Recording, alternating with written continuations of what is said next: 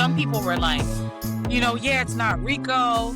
And some people were like, why did he get prostitution charges for using escorts? But escorts are like, I don't know why people, this is what I mean about education. Like, he was using escorts and that it's prostitution. Like, he's lucky that that's all he got, really. And some people were very disappointed because they had been following and they heard all the things that he did and they were like, just like, how, like, why, this is not okay. And so it was very upsetting for them.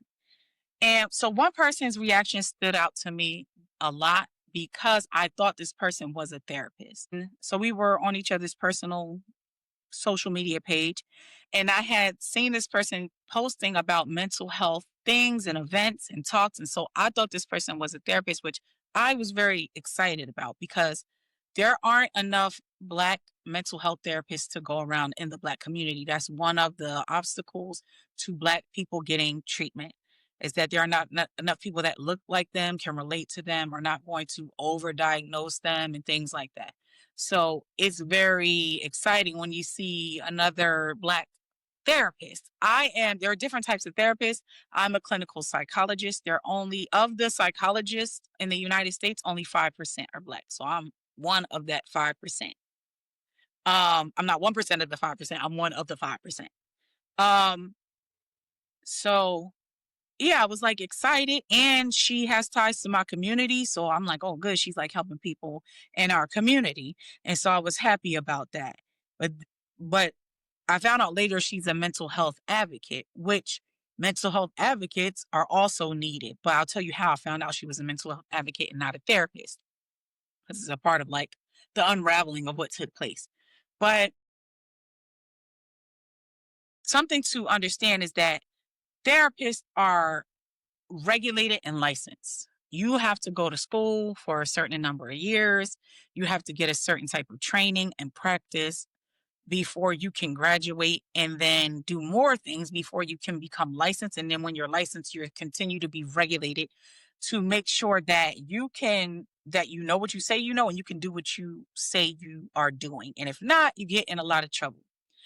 Mental health advocates are not regulated in the same way. And matter of fact, a lot of them are not certified. There are certain programs where if they're getting government funded, they will be certified, but not all of them are certified. There's no regulation. So they can say or do things where they're misinformed and really nothing is going to happen. That is unless they are a mental health advocate that is in a regulated mental health positions, because you can be a therapist and be a mental health advocate, or you can just be a person and you can have any job and be a mental health advocate, which is also a good thing because again, we need people educating.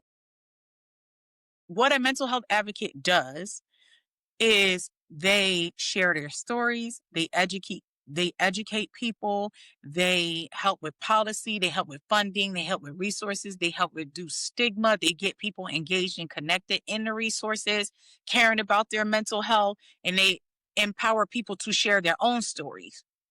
So mental health advocates are very important in the mental health community and for people that have mental health needs. Sometimes people prefer to talk to a mental health advocate and not a therapist as far as feeling like connected or more relatable, or maybe they had bad experiences with therapists in the past. But a mental health advocate who is not a therapist cannot do what a therapist does. So that's important when you hear what this exchange was. I also want to say, like, I'm only focused on what this particular person said because they are a mental health advocate and because what they said is very much reflective of what a lot of people think when it comes to DVSA and certain victims and perpetrators. And so I thought it was a good way to highlight certain things to be able to address what I wanted to address. But I don't in any way want to attack her, bash her, everybody, because we're all, like I said, we all internalize patriarchy, sexism, misogyny, classism, all these things. Sometimes we don't realize that we have harmful or distorted views that are actually going against what we're saying we are for. And so I would like her to continue to do good mental health work, but I would like her to be more informed, just like I would like anybody to be more informed. So I don't want to make this like a personal attack on her. I just understand that if a mental health advocate, she's not a domestic violence awareness advocate or a victim advocate, and those things are different. But if someone who cares about mental health is not informed, then the everyday person is not really going to be that informed either. And to be clear, I did ask her if she wanted to join me in talking about it. She didn't respond. I sent her 2 messages, one on one day. 2 days later, I sent her another message. The first message was like, "Hey, I'm going to talk about our exchange. Would you like to join me? If you don't, I will not identify you." She didn't respond. A couple of days later, I said, "And just so you know, I would like you to speak about your mental health advocacy, things of that nature." She didn't respond. That's okay, and that is her right. She doesn't have to speak about it, or she doesn't have to speak about it with me. Also, at the end of our exchange, she said, "Agree to disagree." So, when people say that, whether what they're disagreeing about is a fact or not, which that's always weird to me when people agree to disagree about things that are factual. But, sometimes people are saying that like they're done with the discussion, which she has every right to be done with a discussion when she wants to be done with a discussion. So I just want to address the thought process. But I'm going to read you what her reaction was, and then we'll go from there as far as like my response and how I dealt with it. So mind you, this was the post this was posted in celebration on the day of the verdict where Diddy was found not guilty for RICO, but for 2 counts of prostitution. So quote, "Diddy pissed off the masses, which is why all of this came about. They publicly embarrassed him while simultaneously letting him know to stay in his place because they will destroy him in a New York minute.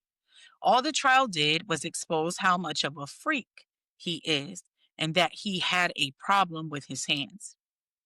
The sex trafficking allegations had all willing participants until it became no longer beneficial for them. They should be the ones on trial for slander and intentional sabotage. Free that man, exclamation point." And she put exclamation points after "they should be on trial for intentional sabotage." 100 hashtag Diddy, hashtag FYP, hashtag Reels, hashtag TikTok, hashtag content creation. Side note, his welcome home party gonna be lit. Exclamation, exclamation. Who's coming with me? Question mark, exclamation. I got the hashtag Diddy oil, hashtag explore page. Then there were like tongue out emojis, painted nail emojis, that type of thing. So again, I thought she was a mental health therapist. And so I was disappointed at the response because I'm like, why would you? She might have thought she was being funny. Not that I think this is funny at all. Taunting victims to me is not funny. But I understand that they're victims. So I responded, "Be safe at the party of a known abuser, sex abuser." And she responded that she was joking. She was joking about going to a party, but she doubled down on everything else that she said. So what I want to be clear about is like therapists have a certain responsibility and role that mental health advocates don't have if they're not a mental health professional. But a mental health advocate has more of a responsibility than the average person does because you are looked to for certain information and knowledge and as a reputable source. And so if you are saying things that are harmful in a mental health space or capacity, now I don't mean she was in mental health space on Facebook, but you're putting out information that's related to victims. And so that to me is relevant as far as a responsibility. But I wouldn't have responded that way if I knew she was an advocate. I would have went straight to just trying to educate. But I don't think even at this time she was interested in being educated because she believed what she believed. So I first tried to address the comments about targets. And I know you might be saying, well, if a DV and a mental health advocate are not the same thing, why does she have a responsibility? How does that connect? So just so you are aware, when people experience domestic violence and sexual assault, it often leads to a bunch of mental health disorders and issues. And it could be comorbid issues. The mental health issues can co-occur with the DV and SA because it triggers it or causes it in a person. And so things like depression, anxiety, PTSD, OCD, personality, things like dissociative identity disorder usually is tied to trauma, substance use disorders. I used to work for Miami-Dade County. I used to work at a substance use residential treatment facility. And there I found out through my experience in working through people with people and doing research that 70% of people who have substance use disorders have histories of trauma. So people that experience the things that she's talking about often end up with mental health issues. And then they have issues around sex, issues relationally, and kind of spreads out into other things. And this is what I'm talking about when I say, like, this is why this has to matter to all of us and how we treat people in these situations. So, first, okay, because she said, like, they targeted. The issue that I have when people talk about Diddy being targeted, it's a similar issue I have with people talking about R. Kelly and Bill Cosby being targeted. Could they be being targeted by people with power or the legal system? Yes, because that happens within our system due to people being black or black and successful can make them want to, due to racism, take that person down. The problem that I have with that, though, is it's not like they weren't committing crimes. So these people were sexually and physically, I don't know about physically with Bill Cosby, but sexually abusing people. R. Kelly was even sexually abusing kids.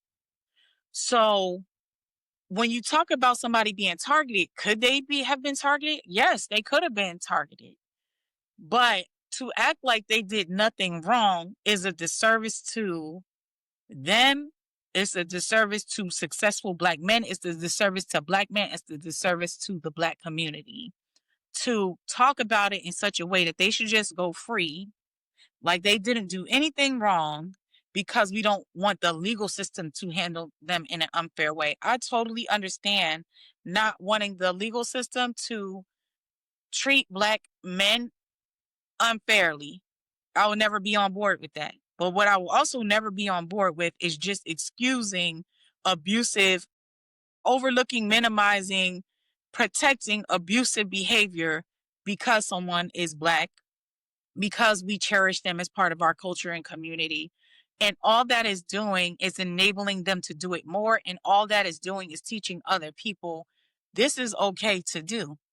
This is okay to do to people. This is okay to do to women. This is okay to do to children. And we'll protect you when you do it.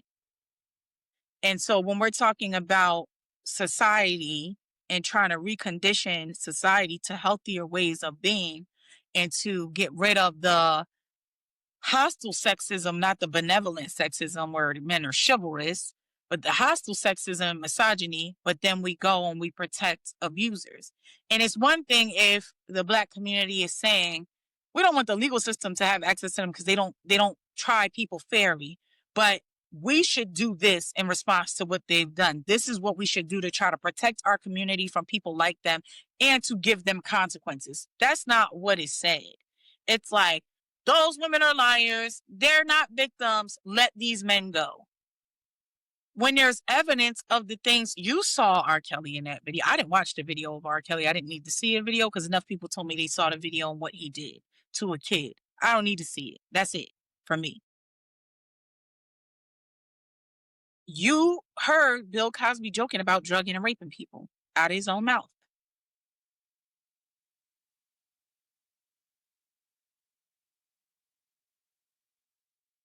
You saw a video of Diddy beating the shit out of Cassie and then get on the internet to the world and boldface lie about it. So when we say he didn't do anything, let that man go, let's celebrate him, let's have a party, what are we celebrating? And he wasn't sorry. Let's be clear. I don't care what treatment he got or what he's doing. He was not sorry. He was not sorry. That's why she had to take him to court, is because he was not sorry and was not going to try to make amends. And he was not being accountable. So when she is putting herself out there saying all the things she had done, he was not being willing to be accountable for what he had done. And when a person is not accountable, what are we supposed to do? We're supposed to hold them accountable. But we're not talking about holding these men accountable. We're talking about excusing their behavior because we don't agree with the racism and oppression of the legal system. And we don't have to agree with the racism and oppression of the legal system. But we cannot act like they didn't do anything.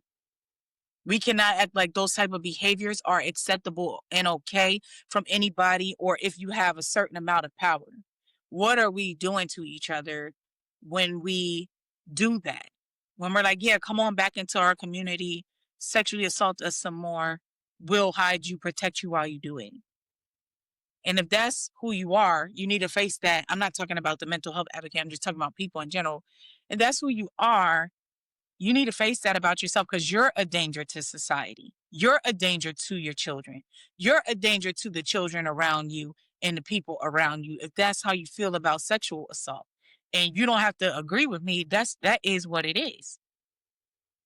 That's just a fact. If you enable and protect abuse, you are a danger. So we see a video of him, and that's another thing. Calling it a problem with his hands is minimizing. A problem with his hands does not sound like he was punching, kicking, dragging someone by the hair, and forcing them to do sex acts. He has a lot of problems with his hands, feet. He has a lot of problems. So I feel like the language was minimizing the behavior, the saying they were targeted. Even if they were, two things can be true at one time. He could have been targeted by the legal system, and he's a predator. He could, three things could be true. He could be targeted by the legal system, and he could get some privileges because of who he is. So he could be targeted because of who he is, and he could have got privileges because of who he is, which he did. He could afford certain lawyers. He could get certain freedoms that other people can't get that are not Diddy. And a third thing is true. He is a predator. So I don't understand, and I have to plead with people to, why are we just going to overlook that? And what do you understand about what you are now doing, not in just Diddy's case, but also to the people around you watching you say this man did nothing wrong when you watched him do it? So that means that you're okay with him beating on her. And then I have to ask you, why are you okay with that? What did she do? What in your mind did she do that then you say that was okay for him to do to her? And why don't you see that there's something wrong with that? There's probably some kind of conditioning. You're like, oh, well, she knew she wanted it. Nobody wants to be beat on, and nobody wants to be beat on and forced to have sex, especially when they said they didn't, and they said that, and people backed them up and said, no, they didn't want to that day. I could keep talking about it, but freaky is not a term for non-consensual sex acts after getting beat up. Freaky, I think, is for consensual sex acts. Freaky just sounds like fun and consensual adults. Problem with his hand sounds like he had an injury, arthritis. Maybe it doesn't sound like he was beating the shit out of his girlfriend. So I had an issue with that, which people have been minimizing his behavior. My response just now was not my response to her. It was more in a summary of, yeah, he may have been targeted, but they were victims. You should have listened or watched the trial. So I brought up the fact that I don't think that you would be saying that they're not victims. I told her she was victim blaming by saying that they should be on trial. Understand, a mental health advocate is supposed to empower people to share their stories. Also understand this: if someone sexually assaulted you or abused you over time, threatened your parents, gashed your head, blew up somebody's car that you were trying to be with, all the things that came out that he did, and you were like, hey, you need to make amends for this. And they were like, no. And so you went to court. And the legal system decided, hey, we're going to charge this person with RICO or some other charge that you don't agree with, but you were sexually assaulted by this person. Are you going to be like, no, I'm not going to testify because I don't agree with the charge? The victims don't pick the charge. The victims don't pick the charge. The prosecutors and the court system picks the charges, not the victims. So to say, like, if he got charged with sex trafficking, which if we were home, you beat me, and they were in a hotel somewhere. I don't know if that was the state he lives in. Beat her, makes her have sex. And then he's like, hey, we're going out of state next week to do the same thing. And there's nowhere for you to go because he could just show up at your house and drag you out by your hair, like friends testify he did. That's sex trafficking, by the way. Because what, you want to treat her like a sex worker, you said, but even if she wasn't, that's sex trafficking. You've coerced this person into sex by the way you're doing what you're doing to them, and then you've taken them across state lines and made them do it some more. But okay. Um, and you would testify if it was you and you felt like someone sexually assaulted you and no one was listening and no one cared, and the federal government was like, hey, get up here and testify. Cassie was not subpoenaed, but Jane was. So, and I think the government wish they didn't subpoena Jane because, like I said, I think the way she talked about what happened was actually in Diddy's favor. And no, if no, I'm not trying to, again, I do think she's a victim, but I think the way that it played out because of people's limited understanding of the way victimhood can look, they didn't think so. But it doesn't matter. The facts are the facts. It was that. So yeah, that was the stuff around targeting. Is like we have to acknowledge that these men did what they did. It would be different if we're talking about people who did not do the crimes that they were being accused of doing or that they did nothing wrong, and we're talking about protecting them from the legal system and government. But when we say they didn't, when we say, oh, free them, and we don't acknowledge that they actually did harm, skipping over that part is unsafe. It's not okay. And also, to me, it's just strange, this idea of the way we blame the victims, because the victims also overlooked what Diddy was doing because of who he was. And if you're doing the same thing, how are you any better than them? You're not even getting what they supposedly got from it, from your point of view. You think they got so much that was so great from it. But Cassie was in rehab. Cassie had has all these mental health issues as a result that she still hasn't recovered from. People are forever going to think about her in a particular way. But you think she got so much from it that was worth it, and you're defending him, and you got none of the things that she got because of who he is. So how are you any better? I won't be mad at black people for being concerned about the legal system and not trying to empower the legal system, but he is a predator. So I'm not going to help protect predators. We have to hold predators accountable, and we have to not condition kids to become predators, because it's not about just teaching safety behaviors. We're like, she shouldn't have done this, she shouldn't have done that. It's also about teaching the people who do the predatory behaviors. But all your kids around you have heard you say how Diddy didn't do anything. Not her kids. I'm talking about people who are talking about the case. That they overhear you laughing about whatever he did. They overhear you making excuses for him. And they don't know enough to know that you just mean these girls that you didn't like, these women that you didn't like. That's who you have the venom towards. They understand it in terms of abuse and what's okay and what's tolerable to do to women when you don't like women or when they're promiscuous or whatever. That's the message that you're giving these kids. Or if they do anything sexual that they shouldn't have been doing, then what happens to them after that? Oh, well. And that's why they're going to stay quiet about it, because they're going to feel shame and guilt and blame. She said that she didn't follow the case. When I said, oh, you didn't follow the case, because I don't think you would be saying that, because I'm trying to give the benefit of the doubt. Like, I don't think you would be saying about these women and this and about Diddy if you actually followed what happened. And she responded that no, she didn't watch it because she's not invested in celebrities' lives. And I felt, I could be wrong, but I felt like that was a bit of a dig, as if like I was groupied out or something. And that's why I was worried about Diddy. I'm a therapist and I work with people who deal with this type of stuff. So it benefits me and them to be in the know of something that is so covered in this way in the news and everywhere. And it's a federal case, which means it can set precedent for future legal cases. And what is a mental health advocate supposed to have knowledge of?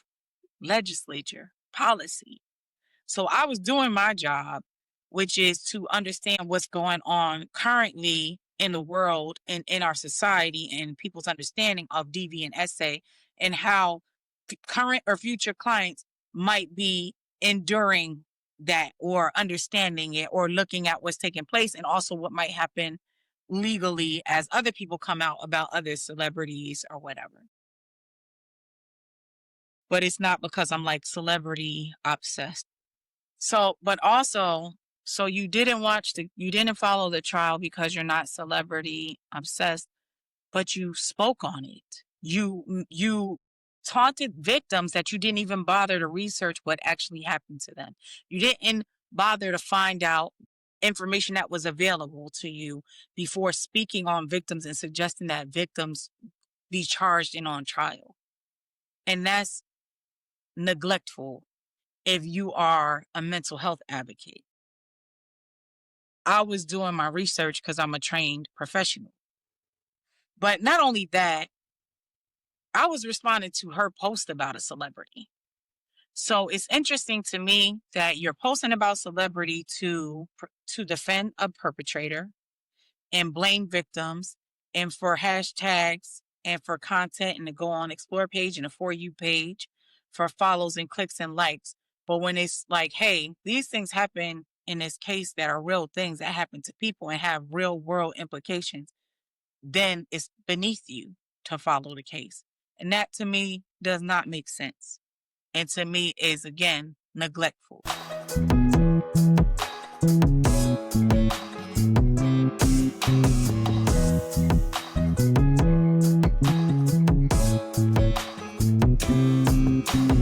So yeah, she said that she didn't watch the case or she didn't follow the case, but that she did see the video.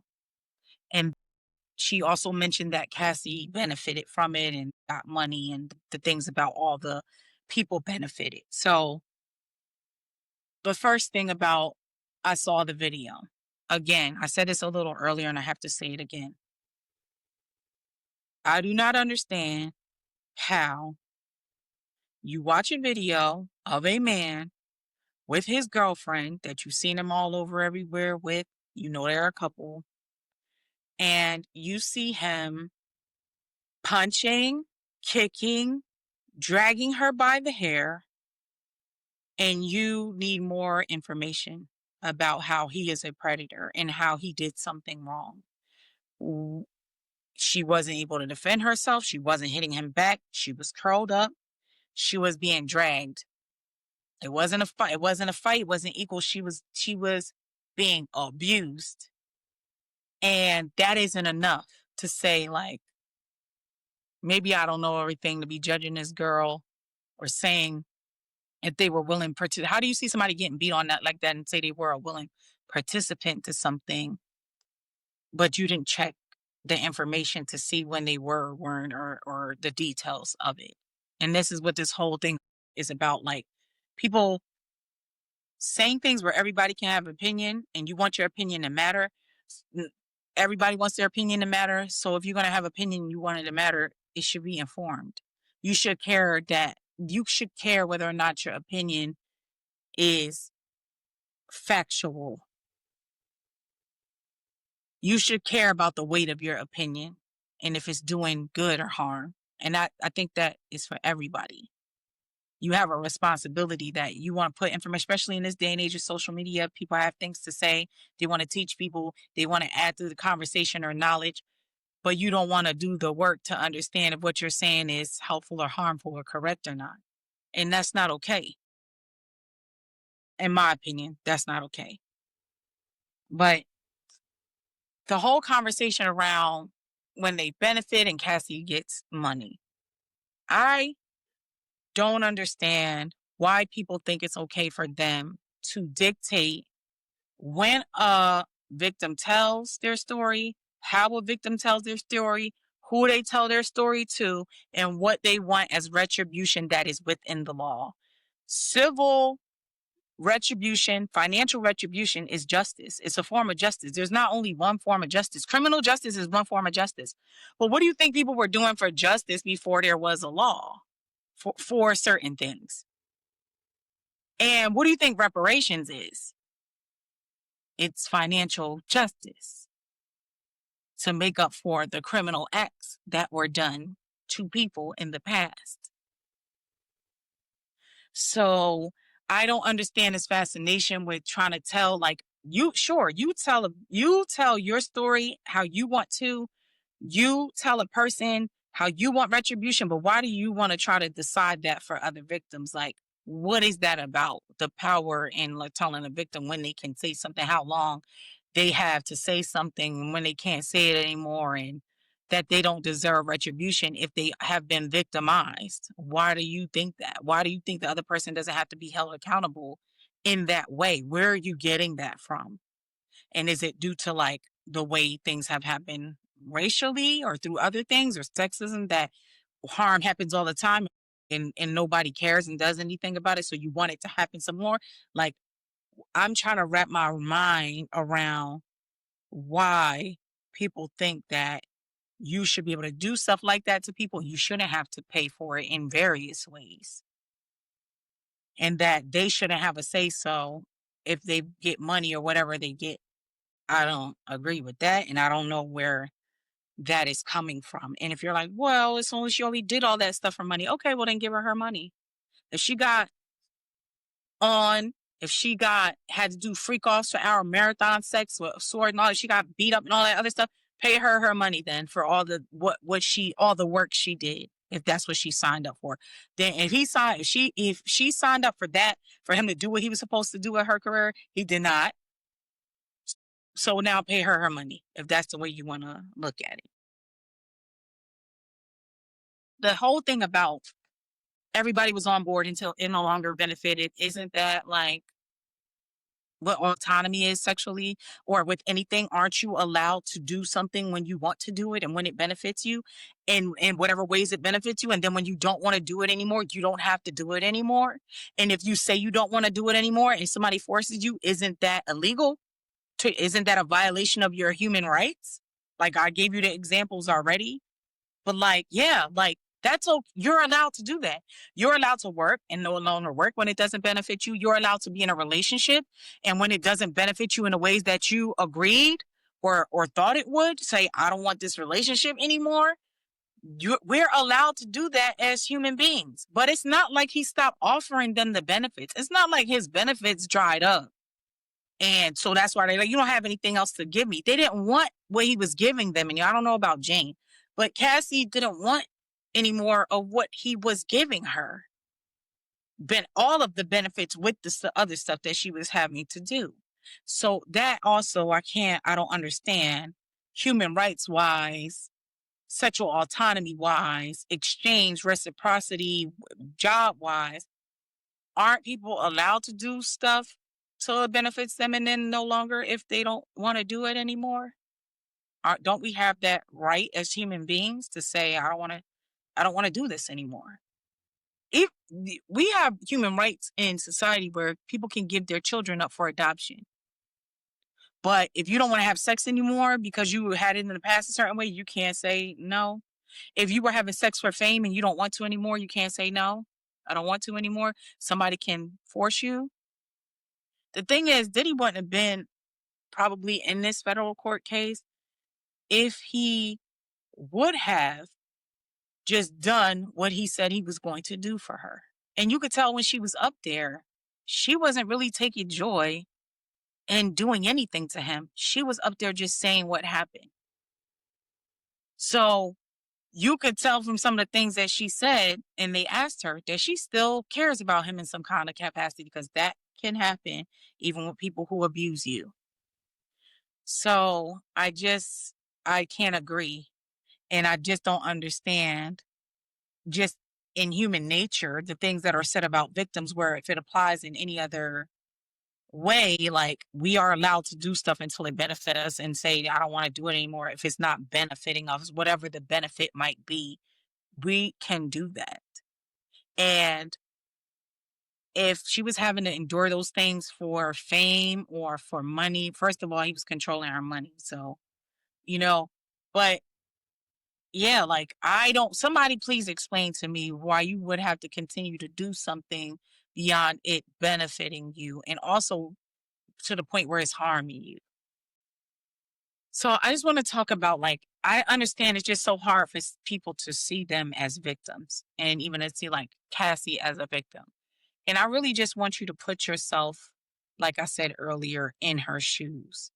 Now, if y'all want to tell me, some people definitely wouldn't do anything wrong, immoral, or compromise their values or what they think their values are for anything, and that is admirable. I wish that more people had that sense of self and confidence and fortitude and integrity to stick to their values. But let's be real, a lot of people do not.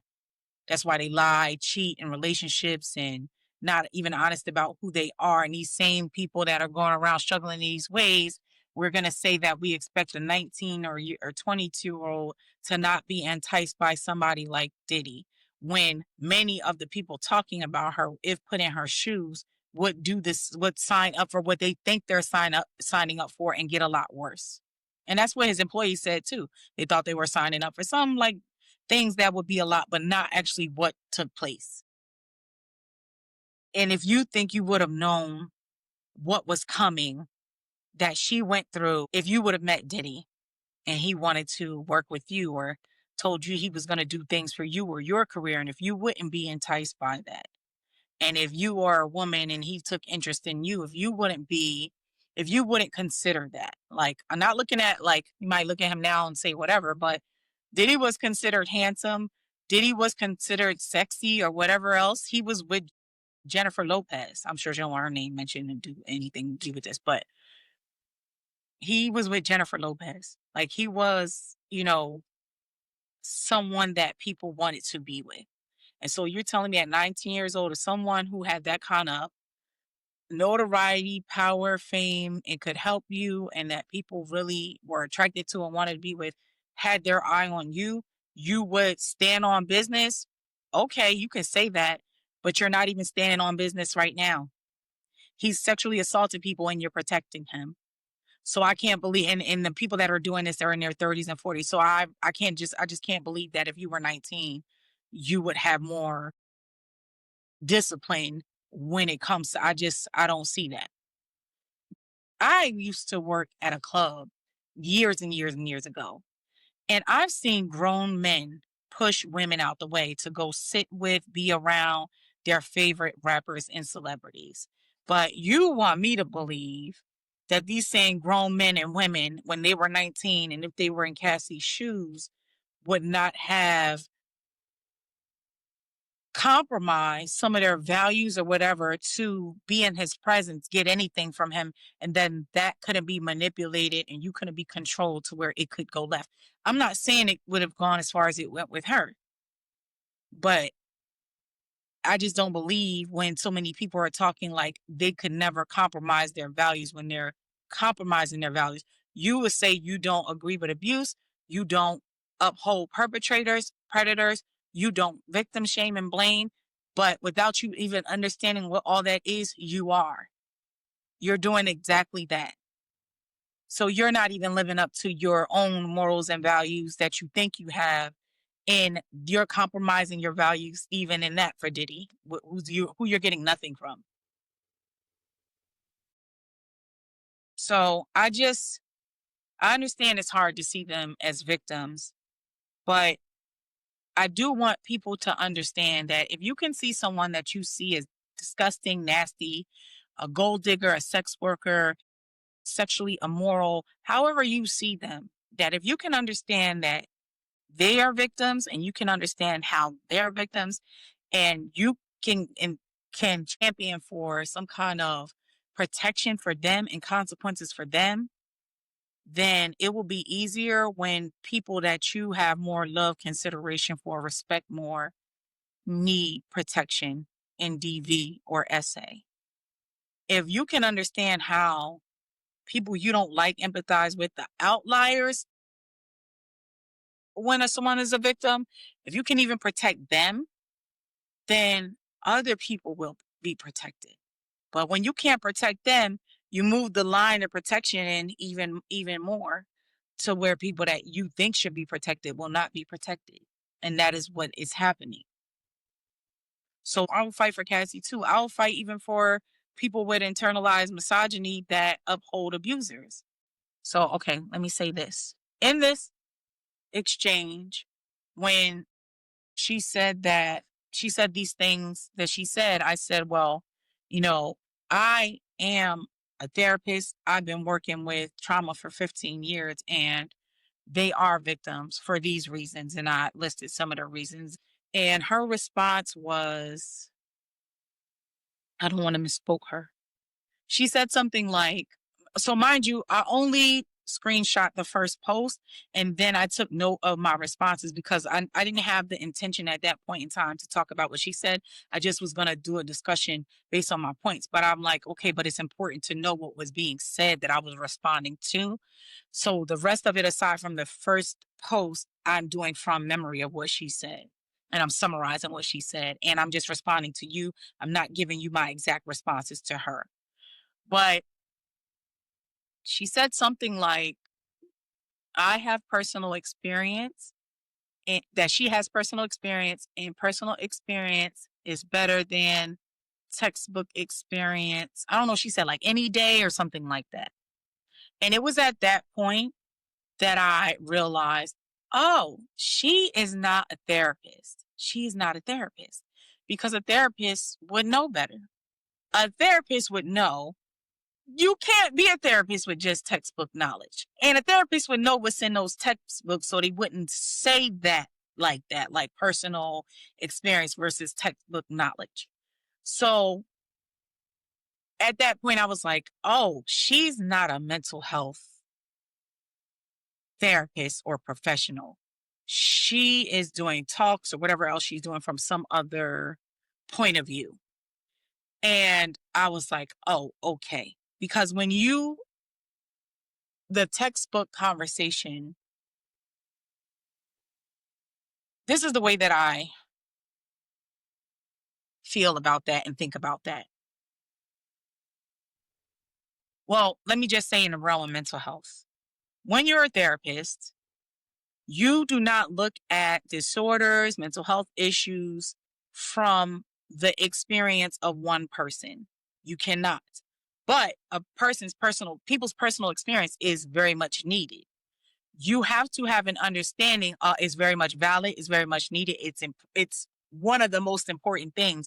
But you are looking at many people's experiences of the same thing and how symptoms vary and presentations vary and different things can influence things that look similar. So you're trying to get a more individual understanding and also a broader understanding of what's going on.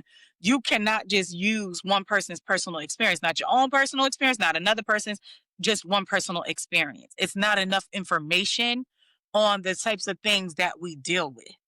And that's what's in it's history in those textbooks, it's context, it's theories, it's practical information, it's aggregated information of a bunch of people's personal experience and how things present and manifest and the patterns and the symptoms and the functioning and how you help with that. But not only that, it's practice. You can't become a therapist by just reading textbooks. You have to practice doing therapy with real people. You are supervised. So it's your academic work, which for me was over 8 years. And it doesn't stop there because you have something called continuing education.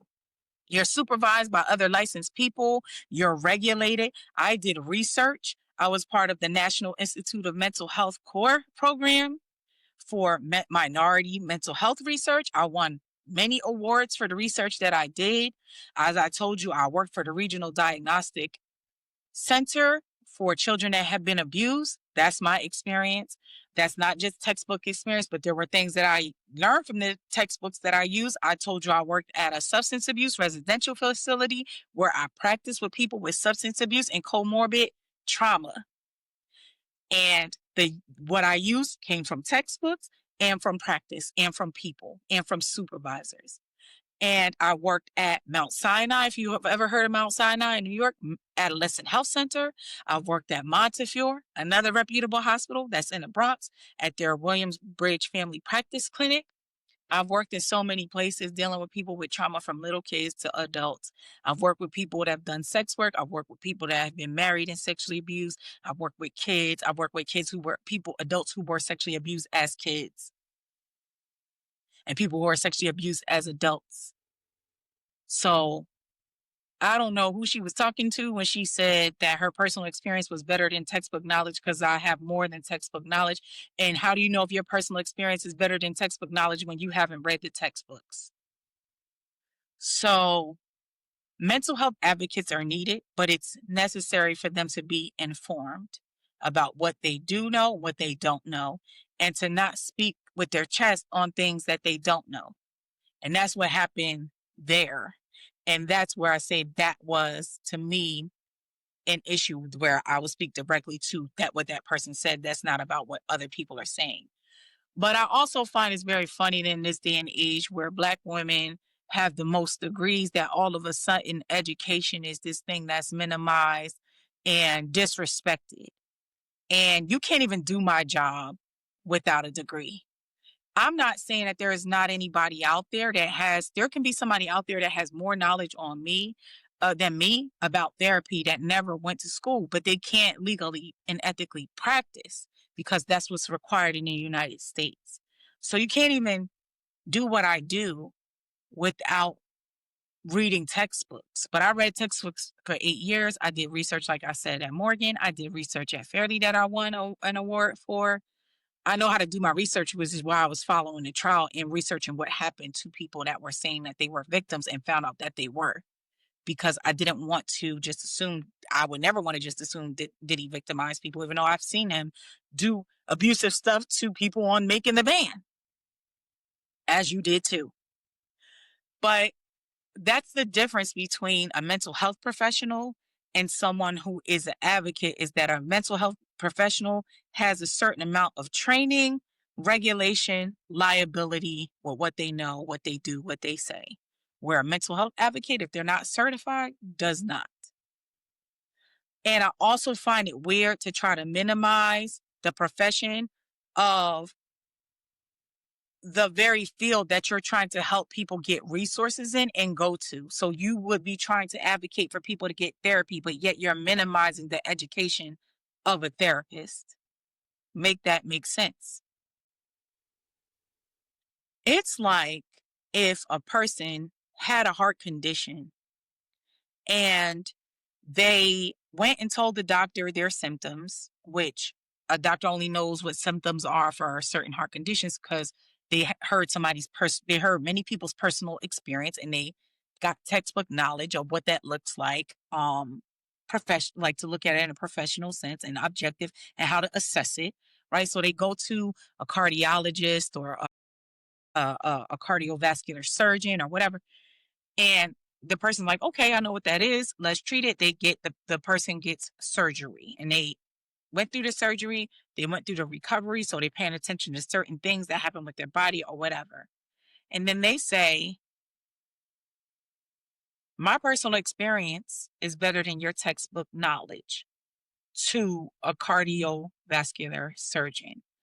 Yes, your personal experience matters as far as what you went through, how you experienced, how you recovered. You may be able to help people, but you're now not the authority you're not even an expert on other people who have a similar heart condition. You can't now then go do the surgery yourself because you had it done on you. So personal experience is valid, is nothing to minimize. It also is not the same thing as a professional. And they have to work. A professional needs people's personal experiences, but a person with personal experiences is not necessarily a professional and can't do the same job a professional does necessarily. So if that doesn't make sense to you, it's like if a cancer patient survived cancer and another cancer patient said, I got cancer from this thing. And the first cancer patient said, oh, you don't have cancer because you can't get cancer from that thing. That thing can give you cancer and you don't have cancer. And then an oncologist says, oh, well, actually, that thing does cause cancer and this person does have cancer. And the first cancer patient says, well, I'm going to just trust my personal experience. My personal experience is better than your textbook knowledge. And doctors can definitely be wrong. Professionals can definitely be wrong. That's not what I'm saying. I'm saying don't you dare try to minimize all the effort, the training, the time, blood, sweat, tears that I've put into learning about what I'm doing because it's nothing to play with. It's nothing to play with dealing with people's traumas or other mental health issues. And so if you're going to be helping people and speaking on things, you better make sure you know what you're talking about, because even if you do know, there's mistakes that can happen that you don't want on your conscience. If to say, oh, I didn't know, and I didn't care to research what I was saying or what I was doing, or how you might be preventing people from coming to you for help because you're saying things out of ignorance. So that I'm talking to the person that said it. And it's like this newfound thing where it's like, oh, who cares about your degree? I was saying, like, there is people that nowadays people want to minimize education and degrees. And yeah, some people get their degrees and don't do anything with them, but education in college means something. You can have education without going to college, but going to college means something. And it's not lost on me that somehow, like around the same time where mostly black women or black women are the highest in earning their degrees, that all of a sudden education is being minimized and degrees are being minimized, like they're not that important, they're irrelevant, they don't mean anything, they're a piece of paper. And that's just not the case. And I don't know if this is also coming from where people had a habit, and probably still do, of trying to discredit and insult and discredit people who had work experience but not college education. And that wasn't good to do either. Where people that had learned certain skills, worked, had work experience, knew what they were doing, were informed, knowledgeable, were being discredited because they didn't have a degree. And that was also a way to keep people, it was a way to keep certain people from getting certain jobs or getting certain income. So degrees at our time were being used to oppress people who couldn't afford to go to school, didn't have access to college education, but were learning everything that a person in college was learning and more, because they were actually putting it into practice. And now it's like the opposite is happening, where degrees are important in certain regards, but now they're being minimized even when they are important, now that black women are getting so many degrees. And this was a black woman that said this. But I've just been noticing that people are now like trying to act like degrees don't mean anything. You can't do my job without a degree. You can't do my job without multiple degrees, because you have to get all the way up to a doctorate. So, yeah, and it just makes no sense to try to discredit and minimize the education of the field or the profession that you're trying to advocate for people to engage in getting services from. Because unless you're a mental health professional, they can't get therapy from you. So that just to me makes no sense, and is more about like ego and being right than it is about anything else. The other thing that's interesting to me is she said that personal experience is better than textbook knowledge. But you don't know if I've experienced trauma. You don't know who has experienced trauma and who hasn't. And I doubt anybody that has will want to tell you with the things that you're saying about victims and the way that you're upholding a predator and a perpetrator of sexual assault.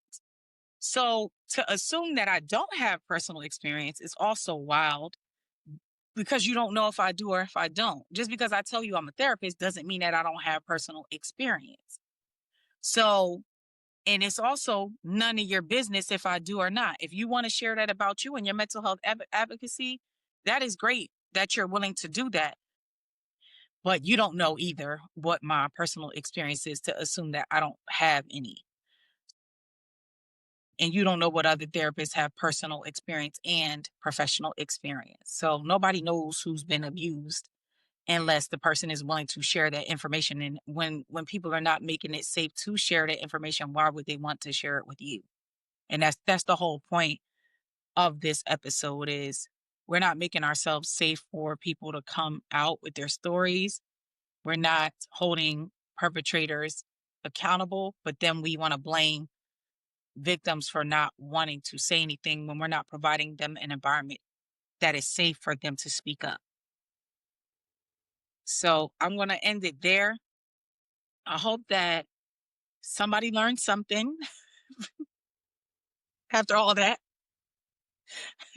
I hope that I hope that somebody learned something about abuse in DV, because that's really what I want from the conversation. And yes, I do get passionate. I do get aggravated. I do get frustrated when people just refuse to learn more about it and they're arrogant about what they know and they're just so wrong. I do, because I am seeing what happens to victims in real life. I'm helping them deal with it. I'm hearing the stories. And it's what they've gone through is way harder than listening to it and helping with it. But if it's hard for me to hear, right, then it's so much worse what they've gone through. And to watch them struggling to recover from things that have happened in childhood or at other times and try to rebuild who they are and to heal and to have relationships, and how painful it is for them, for a lot of them, and how much of a struggle it is trying to rewire their brains and senses of safety and all these things that have been impacted by DV and sexual assault. So I get protective and defensive because I'm thinking of people reading that who have gone through what they've gone through, the people that need help, and they don't want to just have to talk to therapists. They would love to go to their sister, their cousin, their friend, their aunt, their mom. But again, y'all on social media joking, some of you are on social media joking about how they deserve that or they're not victims or whatever. And then you'll be surprised when your child or loved one didn't come to you to tell you or ask you for help. But you still talk about how much you love R. Kelly. You don't care what he's done. So I get passionate about it and emotional about it because I see the effects of it. And sometimes people that got help when they're younger have to come back because something else comes up and all this other stuff. Some of the effects are lifelong and some of the effects are life ending. So that's why I'm like, you need to know this and you need to know this. And that's why I got like tight about what was being said when I also, especially when I thought it was being said by a professional.